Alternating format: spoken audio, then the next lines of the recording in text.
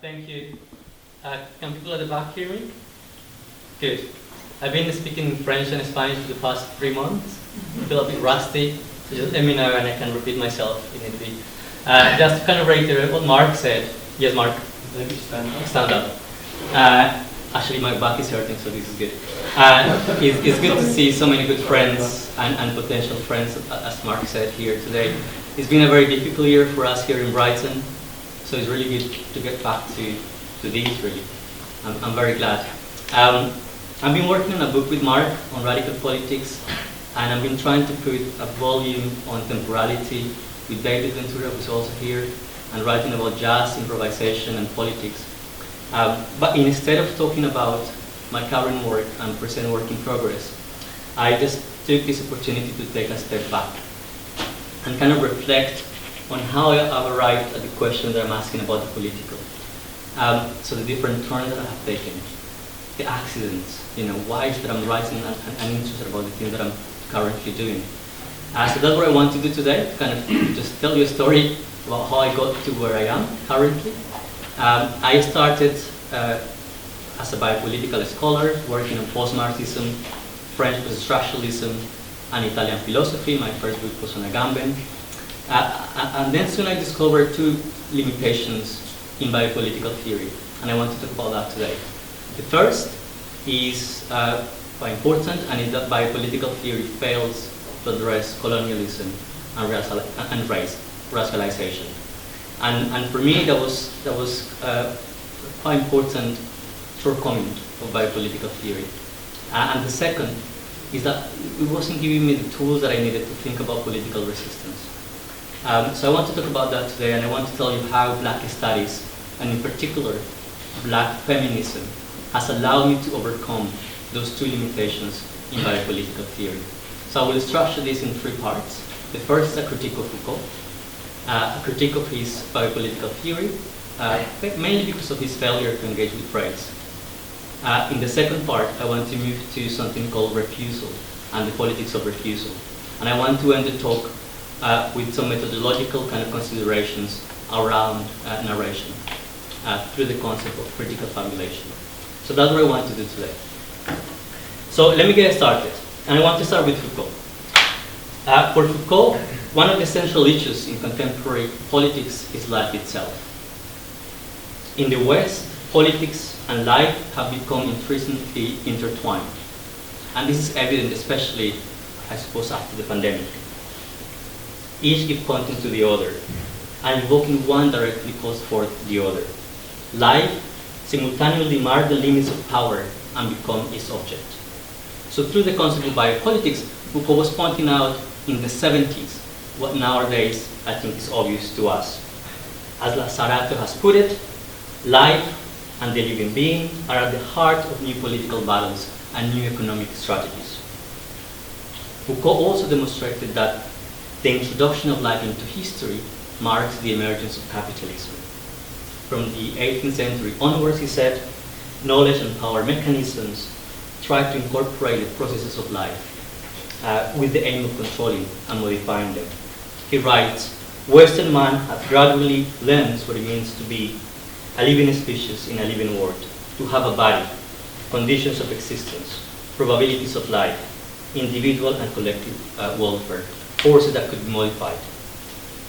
So for Foucault, the introduction of life, the life of the population, and the productive needs into the political struggle represent a radical shift in human history.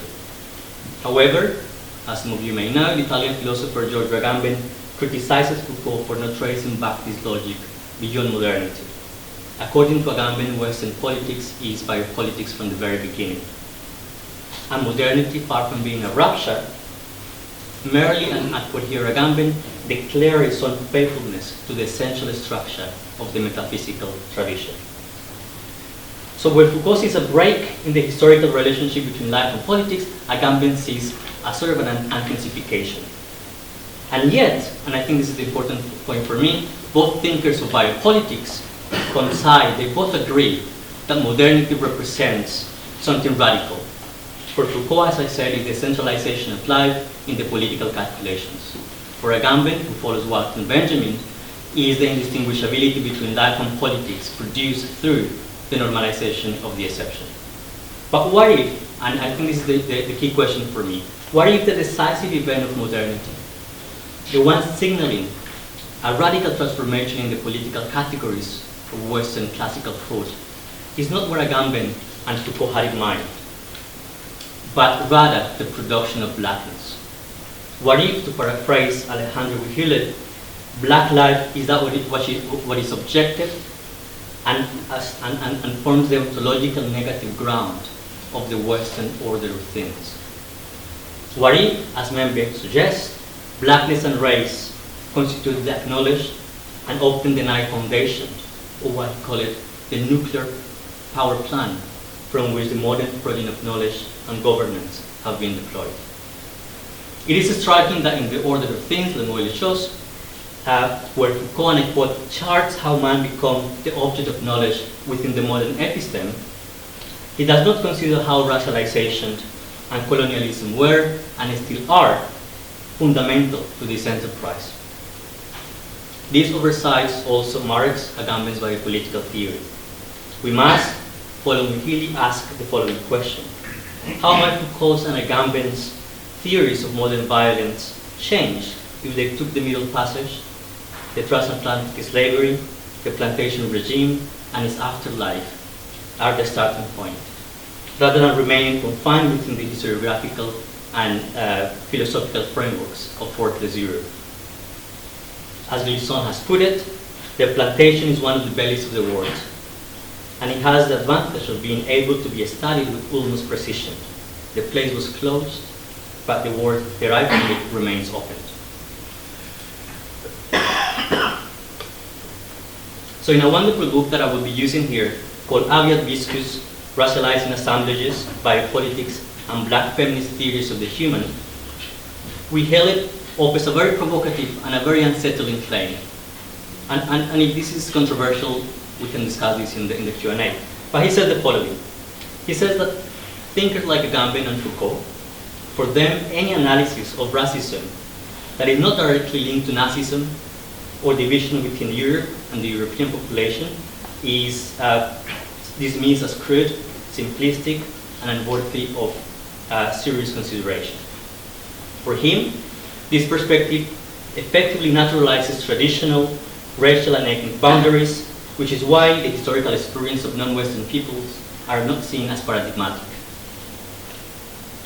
Although the Nazi death camps, as we all know, followed practices of transatlantic slavery and were modeled after the European colonies and extermination camps in places like Congo, the Belgian Congo. For Agamben and for other biopolitical theories, like Expositor, the Holocaust is the primary scene of original crime, disregarding long centuries and widespread practices of slavery, colonialism, and genocide against black people. Now, one could define Agamben, one could define Foucault by saying, well, actually, their philosophical archaeologies work through the production of paradigms, like the panopticon in Foucault, to explain how disciplinary power operates. And one could say that these paradigms are not meant to be exclusionary, that we can, for instance, add other paradigms alongside their biopolitical theories to explain the workings of biopolitics. However, this might be true, but after a closer examination, and especially after looking at what his argument, I want to show how that defense falls short. Now, in contrast to Agamben, who completely disregards racialization, and I say this as a biopolitical Agamben scholar, Foucault does explore racism in Society Must Be Defended. If colonialism and racism are largely absent from Foucault's work, there are some mention, for instance, of racism in the lectures published after his death, The Abnormal, where he talks about ethnic racism as the negative counterpoint, as the negative comparison for biopolitics. He briefly mentions colonialism in security territory population, and he briefly mentions against racism in the birth of biopolitics. But it's in this text, in Society Must Be Defended, where he deals with the question of racism in and of itself. Now, in these lectures, Society Must Be Defended, he defines biopolitics as the power of the European state to make live or let die. And some of you may know there are two different places where Foucault deals explicitly with biopolitics. One is the final part of the first volume of the history of sexuality, and the other is these lectures. And what he does there is that he kind of maps the transformation of power in the West. He starts with the concept of sovereignty, which is based on the right to kill. And basically he said, well, that understanding of power becomes insufficient in the 16th and 17th centuries, and it evolves into different poles of development. One that he called disciplinary power. He calls that the anatomopolitics of the human body, and it has to do with disciplines, basically, and with the human body. But later in the 18th century, we see the emergence of the second pole of development, which is biopolitics, which deals with the life of the population. So he's basically explaining how we move away from the right to kill of sovereignty to this power to make live or let die. And then in the lectures, he has to deal with the question of Nazism. So how is it possible for a biopolitical society like the Nazi regime to function through how is it possible for that to kill? How is it possible for Nazism to give the order to kill? And it's only then that he introduces state racism in his equation. Racism is what allowed the Nazi regime to kill. That's his answer. So he says, for instance, at that point, the European state becomes increasingly interested in the health of the population, and that leads to racism. And let me just quote here Foucault. To describe racism, a racism that society will direct against itself, against its own elements, its own products. This internal racism, according to Foucault, is kind of a fundamental part of the process of normalization. So Foucault acknowledges that racism existed long before this moment. He acknowledges that. He says, well, and let me just give you this quote. He says, racism had already been in existence for a very long time. But I think it functions elsewhere, he says. It functions elsewhere. Yet, Foucault leaves this elsewhere largely undefined. As Swahili interprets racism, which had until that moment led a peaceful conceptual historical existence in this unspecified term right cognita, journeys from the uncharted periphery into the heart of the modern European nation-state. Despite locating the birth of modern racism in, and I quote Foucault, colonization, or in other words, with colonizing genocide, end of quote, Foucault, says Wihili, in a reversal of colonial modernity theology that locates the temporal origin of all things in the West,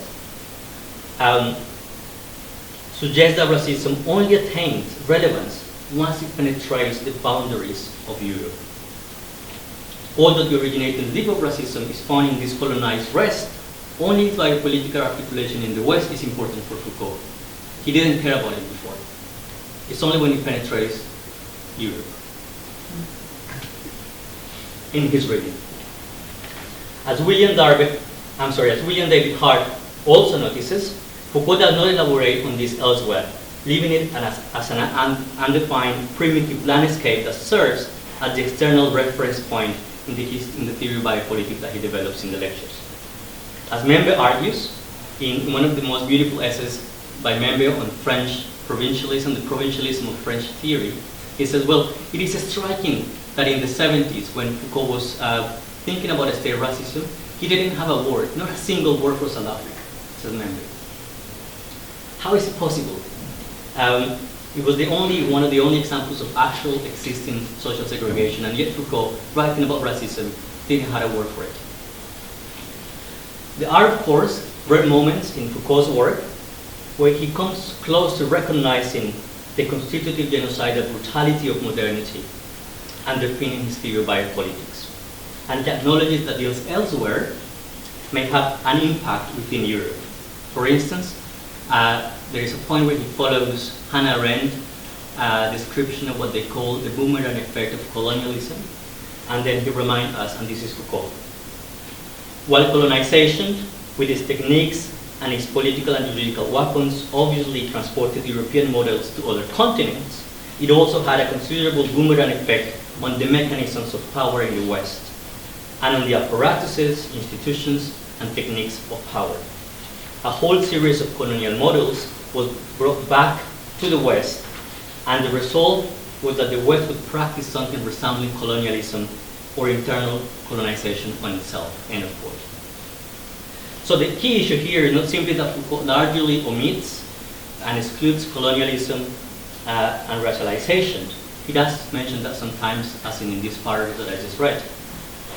The key issue is different, is the kind of significant inconsistency in his treatment between what he terms ethnic racism on the one hand and the biological racism of Nazism. Let me explain. He suggests that ethnic racism operates elsewhere while focusing on the bifurcation of Europe's social fabric. Crucially, Foucault fails to critically engage with the very existence of racial difference and the hierarchies built upon this concept. In doing so, he reinforces the idea of racial difference as a generic marker of distinction without recognizing the specific processes, the histories, and the violences of racialization.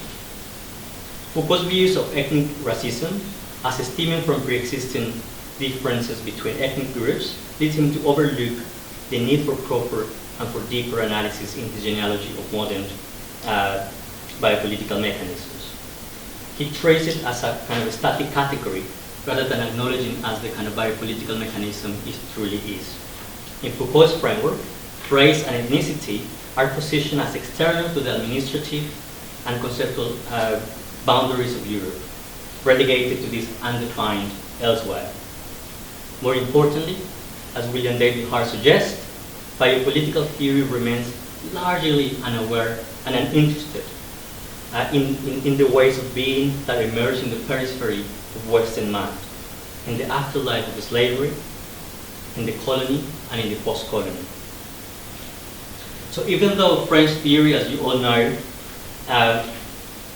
recognizes the historical contingency of the emergence of this white, male, Western man and acknowledges how this figure represents itself as the paradigmatic example of the human, occupying the position of the descriptive, explanatory, the hermeneutical, universal, the transcendental, you name it. It is still even touched the processes of racialization and genocidal brutality that made this representation possible. So let me ask again, how would our understanding of biopolitics shift and our understanding of the political itself if we took anti-blackness seriously, recognizing it as a paradigmatic form of biopolitical violence through racialization and slavery? I argue that to address the theoretical and political challenges of biopolitics, we must view anti-blackness as foundational element of modernity. As Membe observes, anti-blackness is central to the history of modern biopolitics, and I quote Membe, "Any historical account of the rise of modern terror needs to address slavery, which could be considered as one of the first instances of biopolitical experimentation." Biopolitical theory cannot adequately address the issues it raises without directly confronting the problem of anti-blackness. As Jock Mahan argues, and I quote, "Only a genealogy of modern biopolitics and of modern violence more broadly that situates anti-blackness as constitutive can begin to meet the theoretical and political challenges posed by other modernity or biopolitics," end of quote. So to truly understand biopolitics, we must begin with anti-blackness, which, as defined by Jar Sexton, one of the leading Afro-pessimist scholars, is, and I quote, the foreclosure of blackness from the prospects and preoccupations of the modern world, the constitutive exclusion of blacks from the realm of humanity, destroying the black body even as it relied on its slave labor. Blackness must be understood, at least partly, as a structural position produced through gratuitous violence, that is, violence without formal transgression.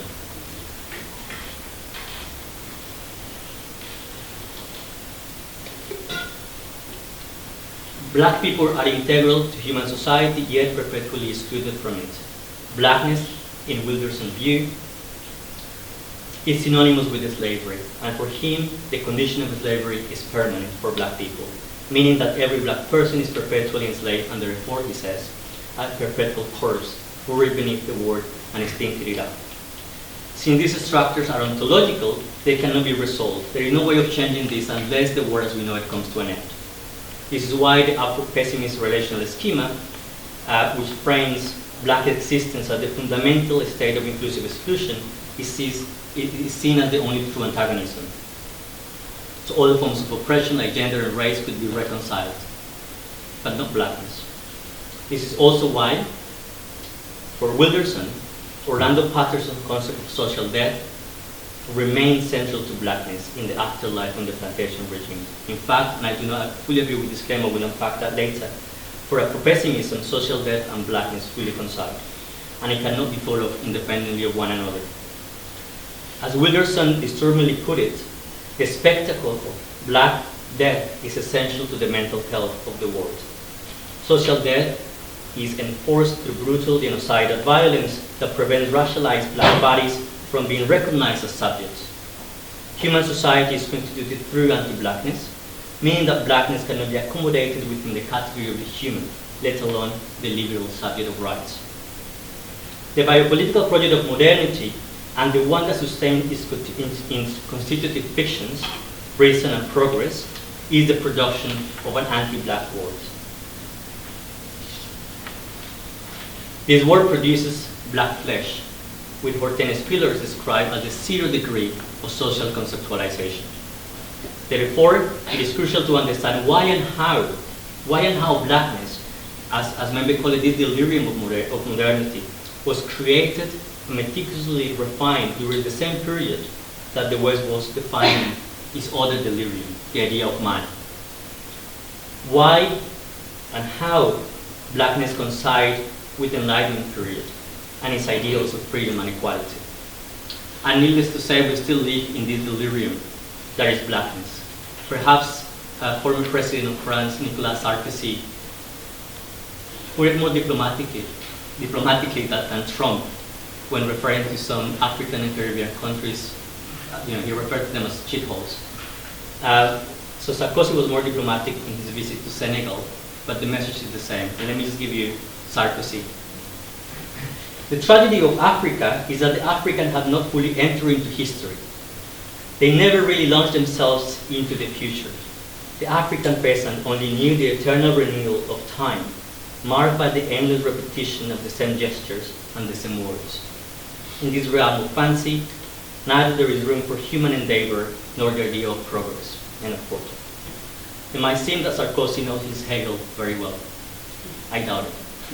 But for Hegel, and maybe remind this, the black man was like a statue without language of self-awareness, an entity incapable of fully ridding themselves of the animal nature with which they were mixed.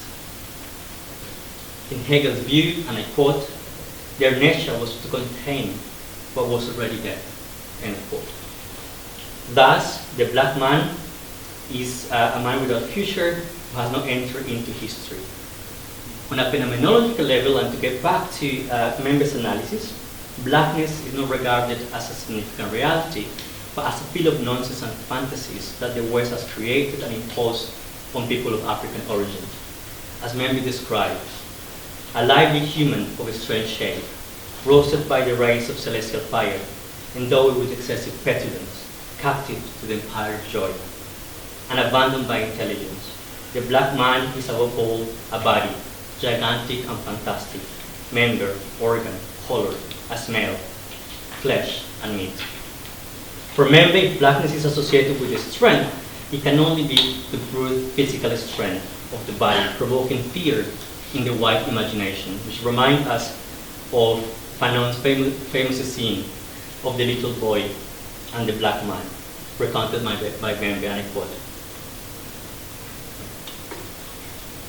"The Negro is an animal. The Negro is bad. The Negro is wicked. The Negro is ugly. Look, a Negro. It is cold. The Negro is trembling.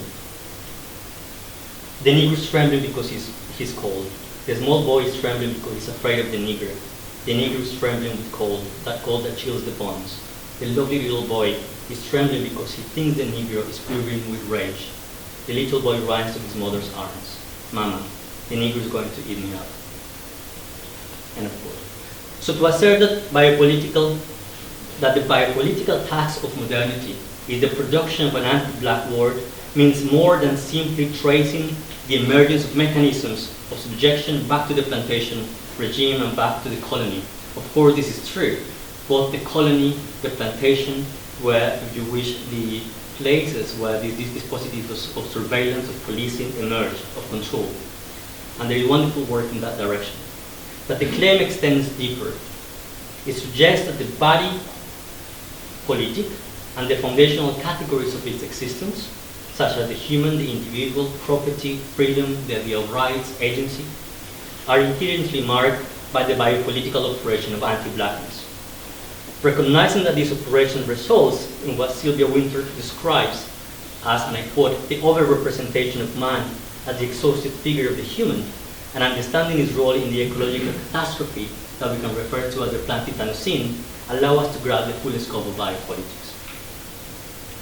By examining what Sadiya Harman calls the scene of subjection, the concrete mechanisms and dispositives through which anti-blackness produces black social death, and the biopolitical rationality that underpins them, that underpins these processes, we come to see that the modern biopolitical project cannot be reformed or resisted from within its own frameworks.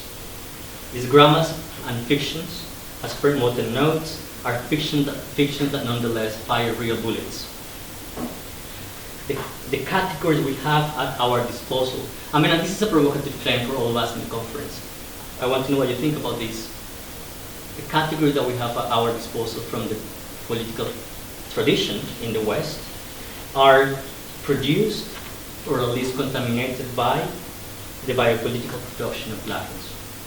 Therefore, to effectively confront the biopolitical machine, we must shift the decisive struggle to a different terrain. In other words, I do not think that a kind of a form of affirmative biopolitics is possible. And therefore, we must shift the struggle, as I said, to a different place. In my recent research, I have engaged with black feminism and Fred Moten's work to explore resistance and politics from these different perspectives. What other people in this room were working on this as well, and I have found in this body of thought, is a framework that acknowledges the biopolitical project of modernity as foundationally shaped by anti-blackness. However, unlike Afro-pessimism, it does not reduce black social life to social death. Instead, it opens up new avenues for understanding political resistance by recognizing the generative, fugitive dimension of black social life. So let me talk about resistance. Are you guys with me? I'm not talking too fast.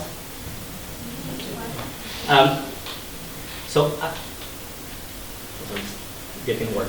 So a crucial question regarding resistance for us is the following. How can we envision and attend to black social life beyond the biopolitical production of social death?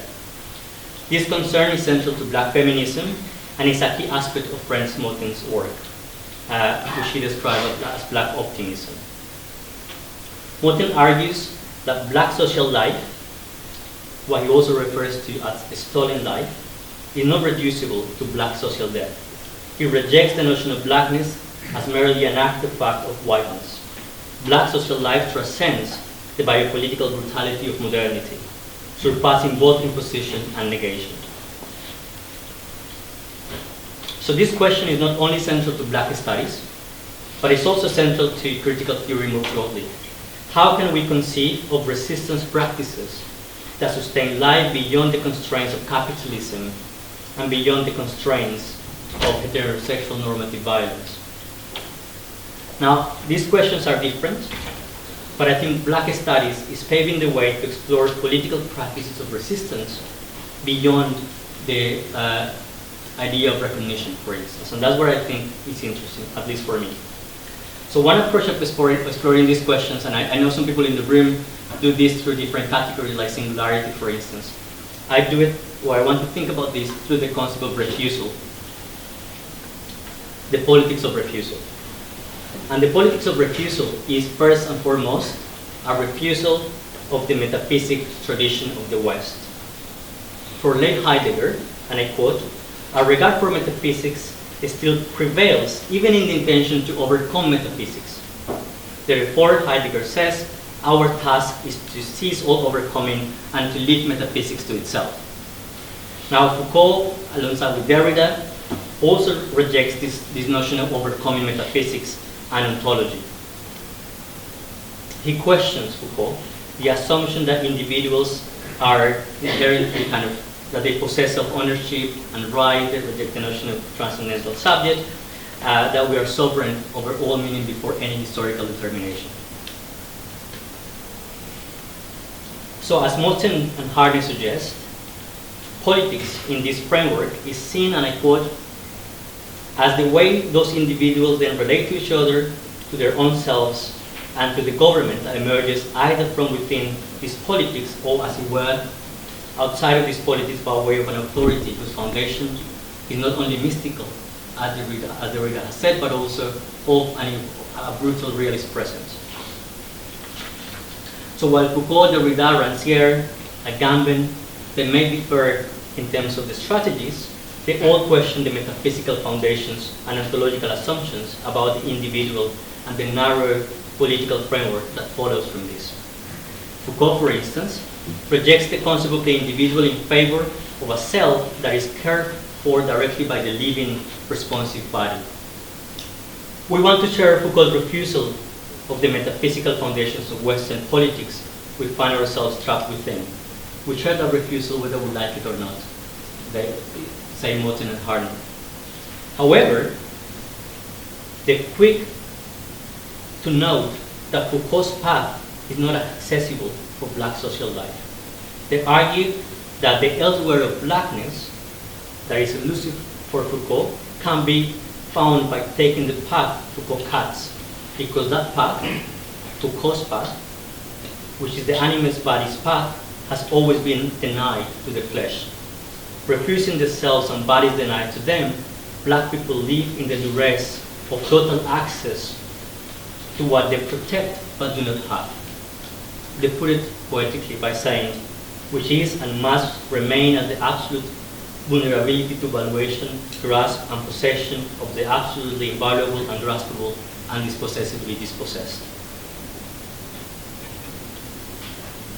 This is why Moten does not refer to blackness in terms of a failed struggle for recognition, but rather by black people's refusal of what has been denied to them. The interdiction of blackness cannot prevent black people from rejecting what they have been denied, namely civil status and ultimately transcendental subjectivity, a refusal of the politics of recognition. For this reason, the performative moment of blackness par excellence is not, like in Judith Butler reading of Arendt, the right to have rights, but instead the right to refuse rights, to refuse the terms on which they are offered, or the terms under which they have to be claimed or assumed. Refusal is first and foremost a rejection of ontology and of its gatekeepers. It involves a deactivation of the ontological apparatus of the individual, against the grain of the self-possessive individual, and borrowing from Moten's stolen life, against the grain of man's brutal self-projections. Blackness has still the fugitive, and radical imaginative socio-poetic work of refusal to do. These works take shape in passage, in logistics of sharing, as a general indebtedness that both requires and allows what Lisson calls consent not to be a single being.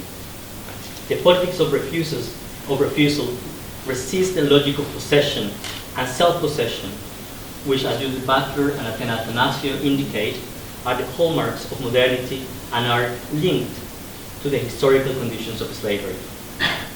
These logics operate alongside interconnected concepts like representation, responsibility, independence, and freedom. In contrast, refusal forces us to pay attention to sociality as mutually indebtedness, detached from the paradigms of property.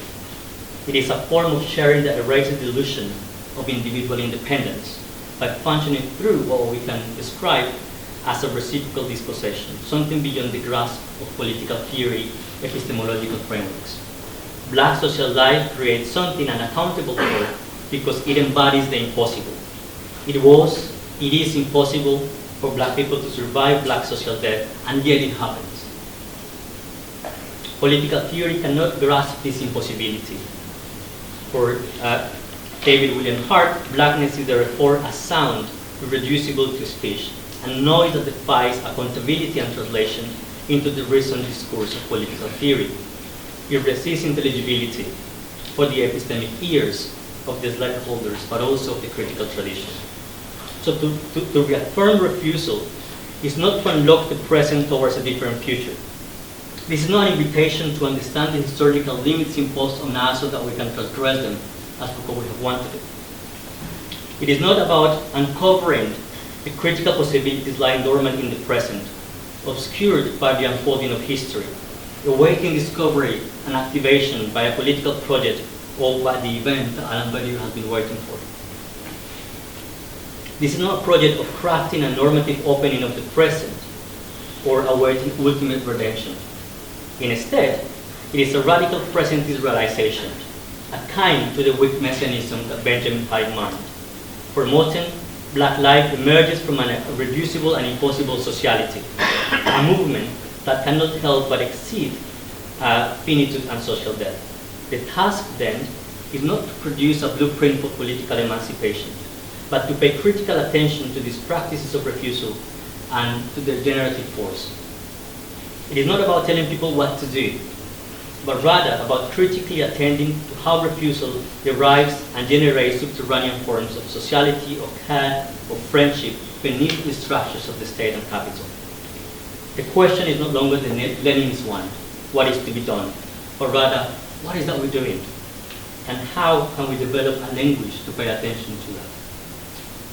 So at first glance, the politics of refusal may seem paradoxical as it conflicts with the prevailing narrative of the constitutive character of politics, and I quote, generally understood to be all about engagement, intervention in real-life issues, a struggle over the manifold ways in which to organize society, about agency, about action, end of quote. The politics of refusal that emerges in Black feminism challenges this understanding of the political, which is incapable of thinking about fugitivity, suspension, care, friendship, sociality, play, as anything but forms of depoliticization. Indeed, as the editors of the politics of withdrawal remind us, withdrawal, and we cannot refusal, is not, and I quote, a retreat into passivity. Withdrawal emphasizes and increases antagonism, but it does so by displacing the terms in which antagonism is conceived. That is to say, no longer in terms of the struggle for recognition in the public arena. When viewed through this lens, refusal not only disrupts but also intensifies problems with the political framework that we use that still hold on to the notion of the human. If blackness demonstrates the radical incompatibility between the human and the black man, then it follows that we cannot keep conceiving of political ontologies and forms of ethics that somehow privilege the human face of the other. Refusal, then, is primarily a rejection of what has been denied. Citizenship, as I said, the human, the idea of the city, the liberal understanding of freedom. As Moten says, to refuse what is normatively desired and to claim what is normatively disavowed is our lot, our performative repertoire. End of quote. Refusal unfolds through improvisation. It amplifies the possibilities of political action while rejecting the language of recognition so cherished by the Western philosophical tradition. It is not a demand for a change. It is about taking our own chances. And a key question for political philosophy when it comes to resistance is, well, to what extent the notion of refusal and the generative practices get away from the dynamic between constituent power and constituted power. As I see them, these practices of refusal are indeterminate and break from the mythic violence of the violence that preserves the law and the violence, the revolutionary violence that want to proceed a new law.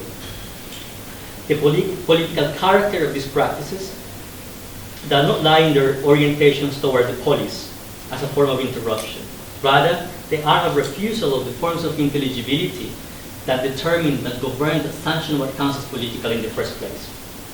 As Giovanni Marmot and I argue elsewhere, refusal should be seen as an observable tonality, present in various processes and phenomena, whether we are attentive enough to notice it. Thus, using this concept as an analytic lens. Framing refusal in this way striving to perceive the inoperative gesture in existing practices, we are reminded of a very valuable phrase by Moten and Harman. Refusal is important precisely because it is not special. This approach helps us understand politics beyond the confines of the revolutionary tradition, allowing us to grab what Hegel's theory of the great men of history, those masculine heroes who uncover the inevitable future, fails to accommodate. For instance, the grammar of refusal enables us to write a counter-history of black radicalism by situating the female black body at the center of political struggles, thereby contributing to the history of the present. In the context of the plantation and its afterlife, Sadiya Harman poses a powerful question regarding black female slaves. He says, where does the impossible domestic work fit into politics? What is the text of her insurgency and the genre of her refusal? What visions of the future work would encourage her to run or to propel her fight? Where does exactly the sex, drugs, recalcitrant domestic, broken mother, or the hostile wet nurse fit into the scheme of politics? How does the character of the slave female refusal augment the text of black radicalism? Is it at all possible to imagine her as a paradigmatic slave or as a representative black worker? And of course, I'm almost done. Politics understood in this way not only constitute a refusal of the transcendental categories of the Western critical tradition, but it also demands a different mode of engagement with these practices. Within the normative tradition, theory appears as the founding ground for political action, which in turn legitimates and is legitimated by a particular ontology. Refusal dislocates the point of contact between theory and practice, requiring not only a decolonization of the epistemological violence, but also a decolonization of the methodologies that we use. This imperative should be present in our accounts of politics today. So again, how do we pay critical attention to these practices? But also in our accounts of politics in the past, or how we got to this place. In the understanding, obviously, that these practices challenge in themselves the linear narrative of modernity and the fiction of historical progress. But how do we reconstruct these histories?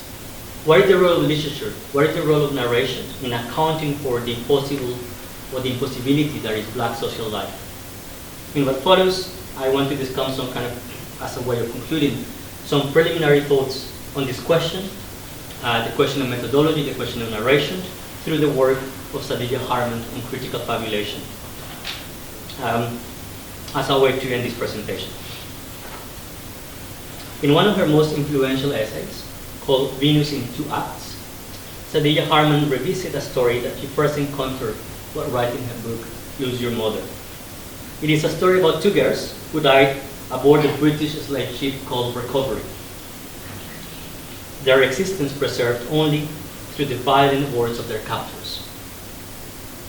In the legal archive, Harman discovered that the ship's captain, John Kimber, was indicted for, and I quote, beating and torturing a female slave, causing her death. And for a second indictment related to the death of another slave girl. Venus was the second girl who died at the hands of the captain and was mentioned only briefly during the trial. The archive becomes a record of biopolitical violence, what Harman described, and I quote, as a death sentence, a tomb, a display of the violated body, an inventory of property, the medical treatise on gonorrhea, a few lines about a horse life, an asterisk in the grand narrative of history. Much like in Foucault's famous and beautiful text, The Lives of Infamous Men, all we know about Venus, as Harman, quoting Foucault, put it, is little more than a register of her encounter with power. Like Foucault, Harman insists on narrative restraint, the refusal to fill the gaps and to provide closure. For her, there is an imperative to respect what she calls black noise, the nonsense, the mons, and the opacity that are always in excess of legibility and the law. Yet, as Lauren Whitmel suggests, Harman departs from Foucault through imaginative lives, not aimed at recovering the lives of the slave, but as painting and as full as picture of the lives of the captive as possible. This double gesture strains against the limits of the archive to write a cultural history of the captive, while simultaneously acknowledging the possibility of fully representing their lives through narration. Harman's method for this writing is called critical fabulation. The infamous men Foucault encountered in the archives obviously were not black, colonized subjects, but like Harman's encounter with Venus, they were reduced to just a few lines in the historical record. As Foucault notes, these lines in the archives, and I quote, are not just about them, but rather about the violence, excess, mendacity, and reason that seize hold of their lives, transforming into commodities and corpses, and identify them with names thought of and as insults and cracks jokes, end of quote.